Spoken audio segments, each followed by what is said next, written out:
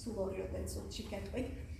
ბატონ აკაკი ბაქრაძეს აქვს საოცარი კვლევა ასეთი, რომ აი ნახეთ, ქართულ ლიტერატურაში არის უკიდურესად ხორციელი გმირები და უკიდურესად სულიერი. ჰაგიოგრაფიაზე არ აქვს საუბარი, საერო ლიტერატურაზე ვსაუბრობ.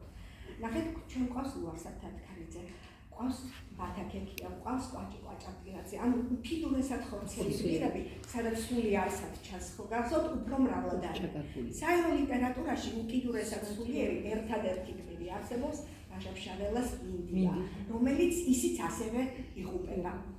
და უცებ მოვბრუნდება და გვეუბნება, რომ აი სულიერ ხორციელად გაწონასწორებული გმირიც ქართულ ლიტერატურაში ერთადერთია და ეს ერთადერთი ავთანდილია, რომელსაც აი ხა ჩვენ გადავავლეთ თვალი და ზუსტად ხორციელ სულიერი წონასწორობის ბალანსს და ადარებს დავით აღმაშენებელს. რომ ნახეთ დავით აღმაშენებელის, რომელსაც დაწერა გალოვანი სინდანულისანი და როგორ გაუსწორდა ბაბაშებს, ესეც გვახსოვს. და ნახეთ როგორ არის ავთანდილიც, ახლა რომ გითხარით, მე იგი ვარ ვინ სოფლესა არა მოკრებ კითხრათ, ვერაც ვის სიკვდილი მოკლისათვის თამაშობდა მიჩას, ვერაც უმწვერვალესი სიკეთეა. და ეს კაცი კაც მოკლავს, როცა დასჭირდა საქმეს.